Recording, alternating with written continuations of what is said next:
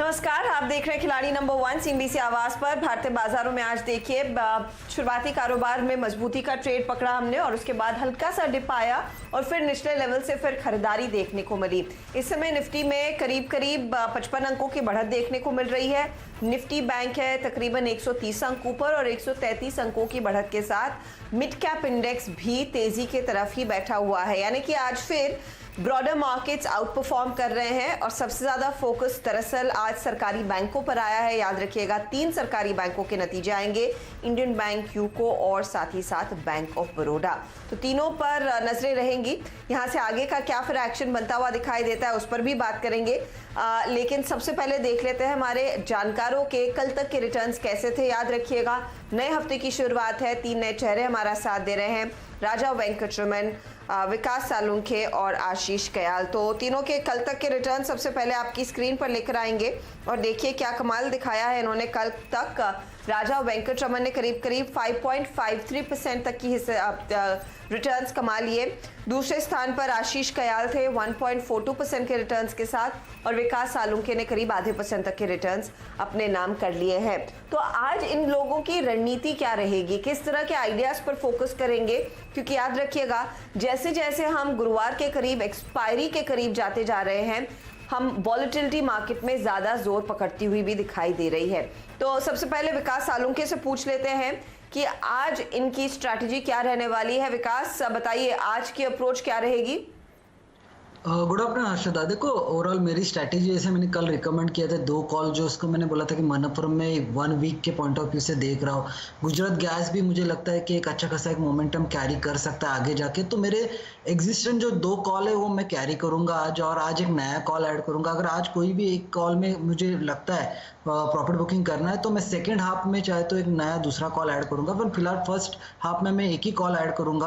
Overall मुझे यहाँ पे लगता है कि इंडेक्स में अभी भी स्ट्रॉन्ग मोमेंटम है, अभी भी वो गैप के ऊपर जो रजिस्टेंस देखने मिला था 10,340 उसके ऊपर ही सस्टेन कर रहा है। तो यहाँ पे अभी भी रुझान पॉजिटिव रहेगा और मेरे साइड से अभी भी बाय साइड के कॉल यहाँ पे जनरेट होते हुए देखने मिलेंगे। और मेरा अभी फर्स्ट हाफ में जो कॉल ऐड कर रहा हूँ वो मुझे लगता है कि एक मिड कैप के साइड का ही है। मिड कैप में लास्ट कुछ दिनों से जो मोमेंटम कैरी हो रहा है मुझे लगता है अभी भी वही कैरी होते हुए देखने मिलेगा। तो मैं आज एक फर्स्ट हाफ में मेरा टाइटन मैंने बुक कर लिया है और मेरा मनप्पुरम फाइनेंस मुझे अभी भी लगता है कि एक स्ट्रॉन्ग मोमेंटम कैंडिडेट है। वो अभी भी आज थोड़ा सा रिट्रेस हुआ है बट मुझे लगता है 1 से 2 दिन में वापस वहाँ पे अच्छी खासी बाइंग देखने मिल सकती है। सेम मुझे गुजरात गैस में भी लग रहा है, गुजरात गैस लिमिटेड वो भी मुझे लगता है 288 290 एक स्ट्रॉन्ग सपोर्ट जोन है तो वहाँ पे ही ट्रेड कर रहा है। तो ये काउंटर है, ये अभी भी यहाँ पे एक अच्छा खासा मोमेंटम कैरी कर सकते हैं। तो मैं ये फर्स्ट हाफ में एक नया कॉल ऐड करूंगा टाइटन के बजाय। टाइटन मैंने आज सुबह ही मॉर्निंग में बुक कर लिया है। ओके, तो टाइटन में इन्होंने अपनी पोजीशन काट ली है 998 रुपीज 70 पैसे पर। ये डिस्क्लोजर आ चुका है विकास की ओर से कि टाइटन में इन्होंने अपना प्रॉफिट बुक कर लिया, लेकिन मनप्पुरम फाइनेंस और गुजरात गैस में अपनी पोजीशन को होल्ड कर रहे हैं। राजा गुड मॉर्निंग, बताइए आपकी आज की स्ट्रैटेजी क्या रहेगी। कुछ स्टॉक्स में आपने अपने टारगेट स्टॉप लॉसेस बदले हैं और मेरे ख्याल में एक नया ट्रेड जोड़ेंगे, लेकिन अप्रोच क्या है, मिड कैप्स पर ही फोकस रहेगा क्या? हाँ, नमस्कार अर्षिता, गुड मॉर्निंग। अभी जो मार्केट की जो चाल हम देख रहे हैं एक काफ़ी टाइट रेंज में घूम रही है मार्केट, लेकिन एक अच्छी बात है कि डिप आने पर खरीदारी आ रही है जैसे कि आपने बताया। तो मार्केट में मैं खरीदारी की सलाह रखूँगा और जो हम देख रहे हैं उसमें दिक्कत से ज़्यादा मिड कैप में ज़्यादा हलचल हो रही है। तो मेरा फोकस मिड कैप पे रहेगा जब तक कोई लार्ज कैप में कोई स्ट्रॉन्ग ट्रेंड नहीं दिखाए ब्रॉडर इंडाइसेस में। तो मेरा मोमेंटम बेस्ड अप्रोच रहेगा और जो स्टॉक्स में मोमेंटम है इसके लिए मैं जो स्टॉक्स मैंने कल दिए हैं उसमें अच्छे मोमेंटम मुझे दिखाई दिए, इसके लिए मैं उसे कैरी फॉरवर्ड करना चाह रहा हूँ। ओके, तो आप बेसिकली अदानी गैस और स्टर्लिंग एंड विल्सन की पोजीशन को कैरी कर रहे हैं। आपने ओरिएंट रिफैक्ट्रीज में कल ही पोजीशन काट ली थी और आज सुबह में अपडेट आया कि रेमंड में भी आपने पोजीशन अपनी एग्जिट कर ली है। ठीक है, आशीष से पूछते हैं वो आज किस तरह के स्टॉक्स पर फोकस करेंगे। आशीष कयाल गुड मॉर्निंग, कल भी आपने मिड कैप्स पर ही जोर दिया था, तेजी के सभी आइडियाज थे, आज की वॉलेटिलिटी में क्या प्लान है? Good morning Arshada. देखिए ओवरऑल जो बाजार का रुख है वो पॉजिटिव है। लेकिन आज के दिन मुझे लग रहा है कंसोलिडेशन फेज में रह सकता है till the end of the day. So इस कंसोलिडेशन में मिड कैप जो आउट परफॉर्म कर रहा है उसमें से चुनिंदा स्टॉक जो अच्छे लग रहे हैं रुझान वो आईटी स्पेस में से है। मिड कैप आईटी अगर आज आउट परफॉर्म करता है तो वो स्टॉक्स मैंने चुने हैं। और जो मैंने एग्जिट किया है वो हिमाद्री स्पेशलिटी मैंने आज सुबह एग्जिट किया है। इसका नजरिया ओवरऑल पोजिशनल स्टिल बाय में है, लेकिन आज के दिन में कंसोलिडेशन या एक दो दिन कंसोलिडेशन रिट्रेसमेंट देखा जा सकता है, इसीलिए मैंने वो स्टॉक को एग्जिट किया है। और महिंद्रा एंड महिंद्रा फाइनेंस मैंने कल एग्जिट कर दिया था। एक ब्रेकआउट देखना था उस स्टॉक पे, क्लोजिंग एक अच्छी मैं वेट कर रहा हूं। अगर वापस से क्लोजिंग अच्छी आती है उसमें तो मैं वापस उस स्टॉक को बाय करूंगा, लेकिन फिलहाल मैंने उसे एग्जिट कर रखा है। मेरी 3 पोजीशंस बने हुए हैं, 2 मिड कैप आईटी में से है और एक बैंकिंग क्षेत्र में से, क्योंकि ये जो क्षेत्र है वो आउट परफॉर्म करता हुआ नजर आ रहा है। एक और इम्पॉर्टेंट चीज जो मैंने ऑब्जर्व की है, जब निफ्टी में एक रुझान आया था 9100 से लेके 10,000 तक, वो रुझान में overall out performance large cap में से देखा गया था। और अभी जो रुझान आया है 9600 9700 से लेके करंट लेवल तक, इसमें मिड कैप आउट परफॉर्म करता हुआ नजर आ रहा है। सो मेरे ख्याल से ओवरऑल जो ट्रेंड होगा वो मिड कैप से बने रहने से अच्छा पैसा मुनाफा बन सकता है। और इनफैक्ट ब्रॉडर मार्केट का पार्टिसिपेट करना मार्केट की हेल्थ के लिए भी एक अच्छा सिग्नल होता है कि सिर्फ एक सिलेक्ट सेट ऑफ स्टॉक्स नहीं है जो बाजार को ऊपर लेकर जा रहे हैं, बल्कि ब्रॉडर मार्केट में ज्यादा शहरों में दिग्गजों के साथ साथ छोटे मझौले शहरों में भी तेजी आ रही है। एक अच्छा साइन होता है। तो चलिए एक एक करके सभी के ट्रेड्स लेना शुरू करते हैं। राजा वेंकटरमन ने कहा वो सबसे पहले एग्जिस्टिंग ट्रेड्स में थोड़ी सी रिवीजन कर रहे हैं, खासतौर से स्टर्लिंग एंड विल्सन में। तो स्टर्लिंग एंड विल्सन का नया टारगेट, नया स्टॉप लिस्ट राजा क्या रहेगा ये पहले बताइएगा, फिर आज के नए ट्रेड पर आएंगे। तो स्टर्लिंग एंड विल्सन में अभी भी जो खरीदारी का माहौल है बरकरार है। इसके लिए मैं इसकी जो स्टॉप लॉस है उसको रखना चाहूँगा 158 पर, और टारगेट होगा 220 का। इसमें अभी भी टारगेट काफ़ी अच्छी हम देख सकते हैं, क्योंकि अच्छा कंसोलिडेशन से जो ब्रेकआउट आया है और उस पर मोमेंटम अभी काफ़ी रिटेन किया गया है।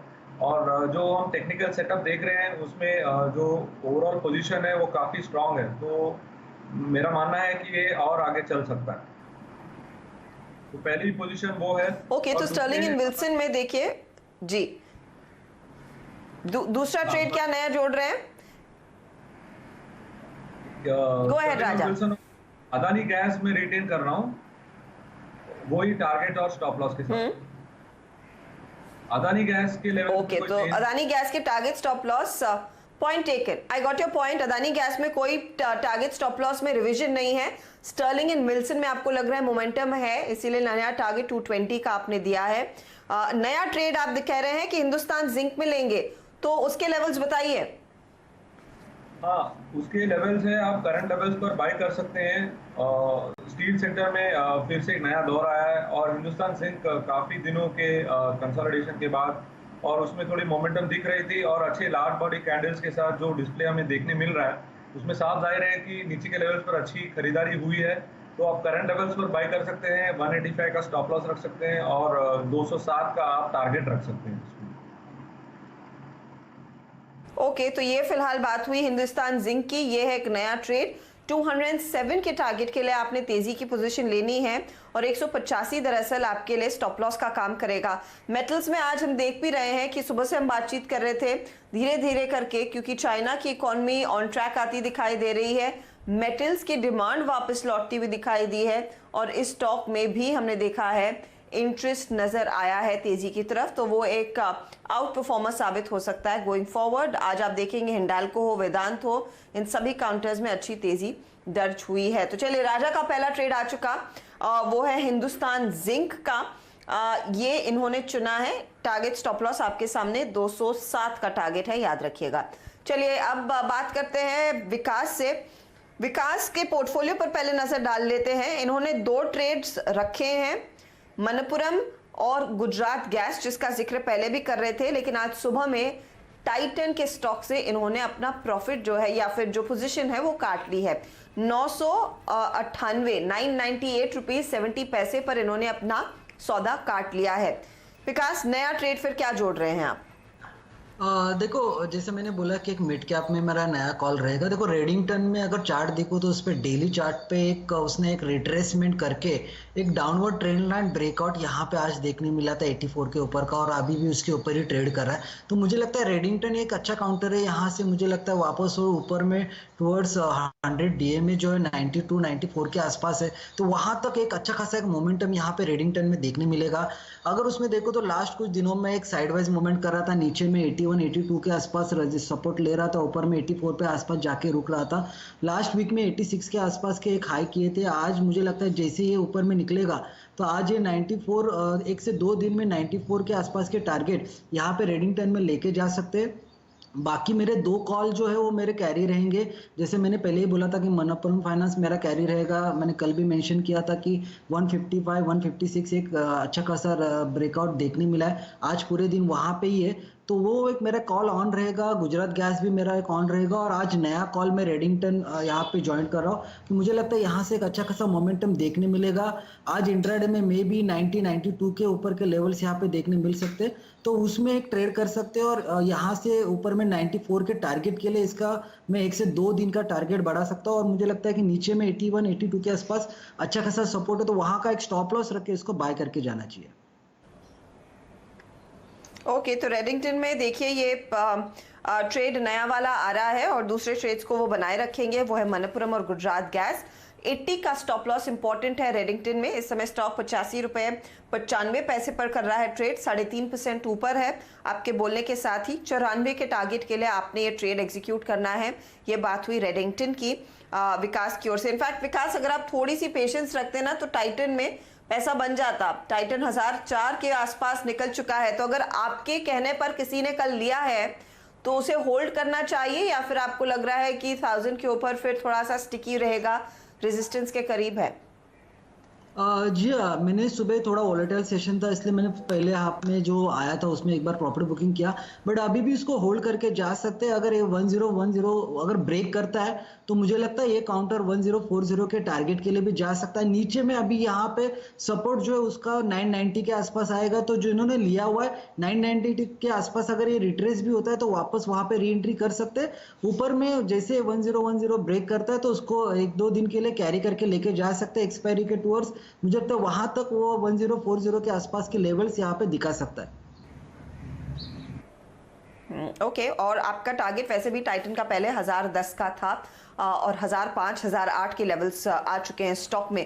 तो अगर आप उस स्टॉक को होल्ड कर रहे हैं, एक बार फिर हम आपको याद दिला दें 998 के लेवल्स पर आज सुबह की वॉलेटिलिटी में विकास ने पोजीशन काट ली, लेकिन अगर आपके पास है तो 960 का स्टॉप लॉस ध्यान रखिएगा और होल्ड कीजिए। एक्सपायरी तक यहाँ पर और तेजी बनती दिखाई देगी। ध्यान रखिए, सोने के भाव आसमान छू रहे हैं, उसका फायदा टाइटन को जरूर मिलेगा। चलिए अब आशीष से पूछते हैं कि वो अपने पोर्टफोलियो में क्या बदलाव करेंगे। आशीष ने आज सुबह में हिमाद्री केमिकल से पोजीशन अपनी काट ली, अभी भी होल्ड कर रहे हैं आरबीएल बैंक को। ये कल से लेकर आए थे और कल इन्होंने एमएनएम फाइनेंशियल में अपनी पोजीशन काट ली थी। तो 2 जगह खाली है। पहला ट्रेड आपका कौन सा रहेगा, बताइए आशीष। पहला जो ट्रेड है वो है इन्फो एज में। अगर इसमें देखा जाए तो काफी टाइम के बाद में एक मोमेंटम कैंडल बनता हुआ नजर आया। ओवरऑल रुख तो पॉजिटिव ही था, काफी टाइम से हायर हाई हायर लो बना रहा है, और नीचे में जो सपोर्ट है 21 डेज एवरेज का काफी अच्छा सपोर्ट लेके बाउंस बैक दिया है। तो यहाँ से ये लग रहा है कि 5th वेव शुरू हो सकती है, जिसका टारगेट ऊपर में करीबन 3194 के आसपास निकल कर आता है। तो इन्फो एज या नौकरी को आप बाय कर सकते हैं। स्टॉप लॉस 2848 का लगाना होगा और टारगेट 3194 का होगा। और जो दूसरा ट्रेड है वो है बिरला सॉफ्ट में। बिरला सॉफ्ट का भी जो ओवरऑल चार्ट पैटर्न है वो सिमिलर है, लेकिन एक चैनल सपोर्ट, एक ट्रेंड लाइन सपोर्ट बहुत इंपॉर्टेंट होता है, वहीं से ये बाउंस हुआ है। और ओवरऑल रुझान इसका भी पॉजिटिव है। वीकली क्लोज अच्छा था, डेली में आज अच्छा खासा मोमेंटम बनता हुआ नजर आ रहा है। ओवरऑल सेक्टर सपोर्ट कर रहा है, निफ्टी पॉजिटिव है। सो बाई की सलाह होगी बिरला सॉफ्ट में। स्टॉप लॉस लगा के रखना होगा 84.50 का और टारगेट है 94.70 लेवल्स का। ओके, तो ये देखिए 2 नए ट्रेड्स आए हैं। बिरला सॉफ्ट में तेजी की पोजीशन आप लेकर चले 9470, ये टारगेट के तौर पर काम करेगा, और स्टॉप लॉस आप लगाएंगे 84 रुपए 50 पैसे पर। यह बात हुई बिरला सॉफ्ट की, और इससे पहले इन्होंने कॉल दिया है इन्फो एज पर। इन्फो एज के नंबर्स के बाद स्टॉक में हमने अच्छी तेजी आती देखी है, 5.5% ऊपर है और इनका टारगेट है 3194 का। 2848 ये स्टॉप लॉस का काम करेगा। तो ये रहे आशीष कयाल के ट्रेड्स भी। तो हमारे जानकारों ने आज जो नए एडिशंस करने थे वो कर दिए हैं। इस बीच एक अपडेट आ रहा है गवर्नमेंट ई मार्केट प्लेस की ओर से। वो खबरें इनफैक्ट थोड़ी देर पहले फ्लैश हो रही थी, लेकिन इंपॉर्टेंट है क्योंकि देखिए इस समय सभी लोग कह रहे हैं और एक सुर में ये नारा गूंज रहा है कि चीन से आने वाले प्रोडक्ट्स को बॉयकॉट करें। हाल ही में गालवान घाटी में जो हादसा हुआ है, जो हिंसक झड़प हुई है जिसमें 20 जवान भारतीय सेना के शहीद हुए, उसके बाद चीन के प्रति यहां पर आक्रोश बढ़ता हुआ। चलिए अब इस पर काफी ज्यादा चर्चा हो रही थी कि क्या ई कॉमर्स प्लेटफॉर्म्स को ये साफ कहना चाहिए कि कंट्री ऑफ ओरिजिन प्रोडक्ट्स की क्या है। अब सरकार जो मार्केट प्लेस चलाती है, गवर्नमेंट ई मार्केट प्लेस, जहां पर ज्यादातर सरकारी एक्विजिशंस के लिए जो सौदे होते हैं किए जाते हैं, उसके लिए एक अपडेट आ चुका है कि कोई भी प्रोडक्ट अगर इस पर्टिकुलर मार्केट प्लेस पर लिस्टेड है तो उनको कंट्री ऑफ ओरिजिन देना अनिवार्य है। कंपल्सरीली आपको बताना होगा कि किस देश से प्रोडक्ट आ रहा है, कहां पर ये बना है। सेलर्स को ये बताना होगा कि लिस्टेड प्रोडक्ट किस देश में बना है। रजिस्टर्ड सेलर्स को भी प्रोडक्ट की पूरी जानकारी देनी होगी। अपडेट नहीं करने पर प्रोडक्ट को पोर्टल से हटाया जा सकता है, वो अनलिस्ट हो जाएगा। मेक इन इंडिया और आत्मनिर्भर भारत को बढ़ावा देने के लिए सरकार की ओर से पहल आई है। याद रखिएगा GEM यानी कि गवर्नमेंट ई मार्केट प्लेस के जरिए सरकारी खरीद ज्यादा होती है। इसके अलावा प्रोडक्ट में इस्तेमाल लोकल इनपुट्स की जानकारी भी देनी होगी। ये भी एक क्लैरिफिकेशन सामने आता हुआ दिखाई दे रहा है।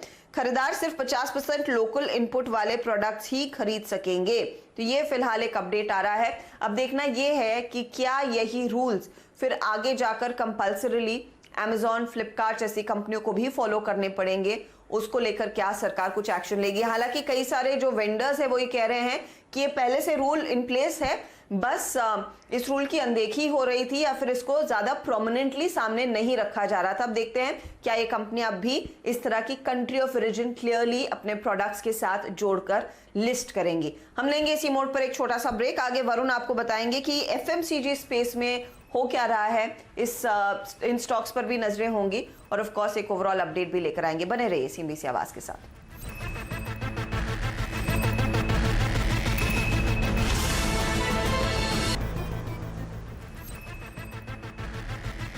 आप देख रहे हैं खिलाड़ी नंबर 1। मार्केट में हमने देखा है मोमेंटम अच्छा खासा और आज फिर मिड कैप्स आउट परफॉर्म कर रहे हैं सेंसेक्स और निफ्टी को खासतौर से, और साथ ही साथ निफ्टी बैंक में भी अच्छी खासी तेजी देखने को मिली। चले हमारे जानकारों ने अब आपके सामने रख दिया है अपना पूरा पोर्टफोलियो, जो भी बदलाव है, तो फटाफट एक के बाद एक देख लेते हैं और उसके बाद आपको बताते हैं कि कौन कहां खड़ा है। विकास सालुंके के पोर्टफोलियो में आया है एक नया स्टॉक, 2 कल से कैरी कर रहे हैं। नया शेयर है रेडिंगटन इंडिया, 94 का टारगेट, स्टॉप लॉस 80 का आप लगाकर चलेंगे। मनप्पुरम को ये होल्ड करने की सलाह दे रहे हैं, 178 का टारगेट था, और गुजरात गैस में 320 के टारगेट के लिए अभी भी होल्ड करने की ही सलाह है। फटाफट देख लेते हैं कि किस स्टॉक की ओर से सबसे ज्यादा इनके रिटर्न्स आज के सत्र में बनते हुए दिखाई दिए हैं। तो रेडिंगटन इस समय तो मुझे दिख रहा है करीब 2.5% ऊपर, लेकिन इनके पोर्टफोलियो में कितना योगदान है, करीब 1.5% तक का योगदान है। मनप्पुरम और गुजरात गैस आज ज्यादा कुछ कंट्रीब्यूट नहीं कर रहे हैं। अब आते हैं राजा वेंकटरमन के पोर्टफोलियो पर। इनके पोर्टफोलियो में नया जुड़ा है हिंदुस्तान जिंक, जिसमें इनके कहने के बाद करीब 2.5% तक की तेजी बनी है। हिंदुस्तान जिंक का 207 का टारगेट रहेगा और स्टॉप लॉस आप रखेंगे 185 पर। Solar and Sterling and Wilson जो सोलर स्पेस की कंपनी है, उसमें इन्होंने टारगेट बढ़ाया है 220 का, स्टॉप लॉस 158 का रखा है। अदानी गैस 175 के टारगेट के लिए आप तेजी की पोजीशन होल्ड करें। तीनों में सबसे ज्यादा योगदान है अदानी गैस का 3% plus, Sterling and Wilson 4.5% plus, Hindustan Zinc करीब 1% ही ऊपर है इस समय। आशीष कयाल के पोर्टफोलियो पर आते हैं। आशीष ने 2 ट्रेड्स नए जोड़े हैं। बिरला सॉफ्ट 9470 का टारगेट, 8450 का स्टॉप लॉस, और इन्फो एज 3194 का टारगेट, 2848 का स्टॉप लॉस। और तीसरा ट्रेड है जो RBL बैंक का, ये कल से कैरी कर रहे हैं 198 के टारगेट के लिए। तेजी का ट्रेड इन्होंने इनिशिएट करवाया था। तो देख लेते हैं इन तीनों का क्या हाल है। इन्फो एज तो बढ़त में था, करीब 5.5% तक की तेजी देखने को मिली है, ये 0.5% जोड़ रहा है इनके लिए, और आरबीएल बैंक करीब 2% जोड़ रहा है। बिरला सॉफ्ट का इनके पोर्टफोलियो में इस समय ज्यादा योगदान है नहीं। तो देख लेते हैं कौन कहां पहुंचा है अब तक के खेल में। रिटर्न्स के लिहाज से राजा वेंकटरमन आगे बढ़ते हुए 9.5% के रिटर्न्स इनके हो गए हैं। तो ये इनफैक्ट एक लीडरशिप पोजीशन में है।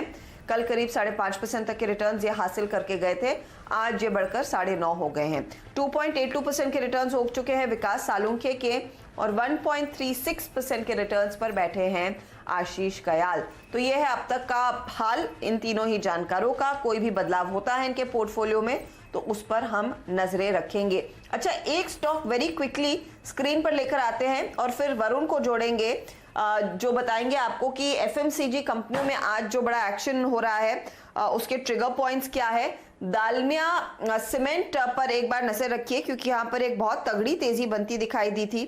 हो सके तो विकास इसका चार्ट देखिए, बताइए आज यहाँ पर क्या एक मौका दिख रहा है आपको और खरीदारी करने का।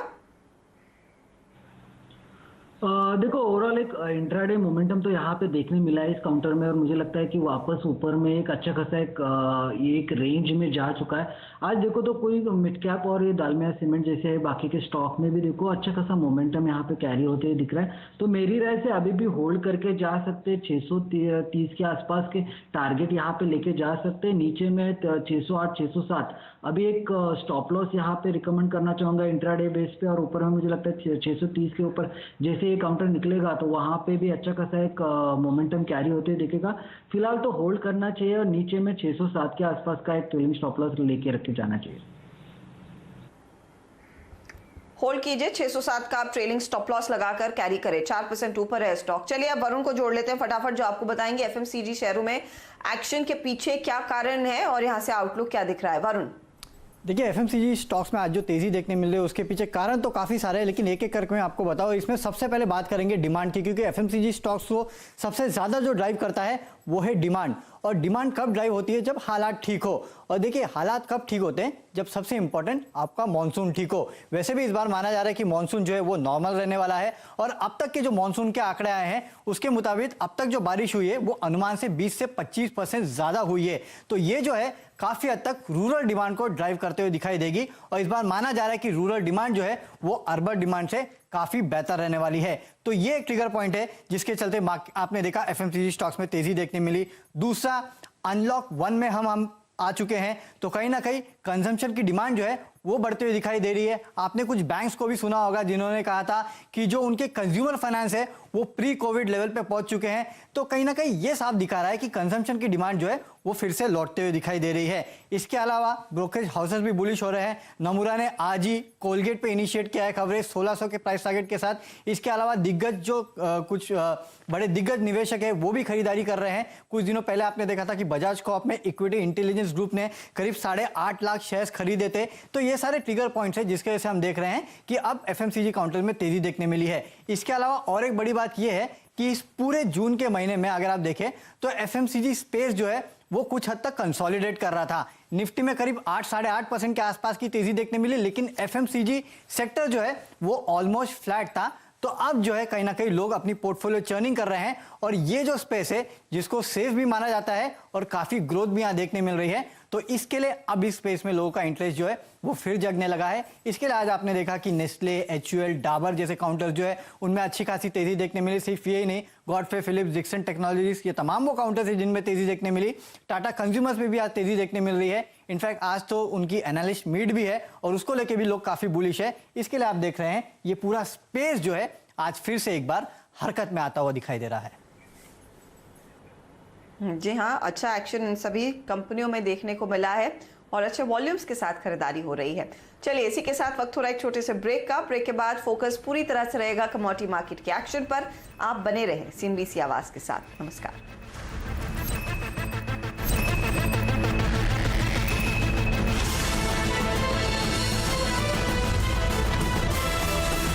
Volga Steel presents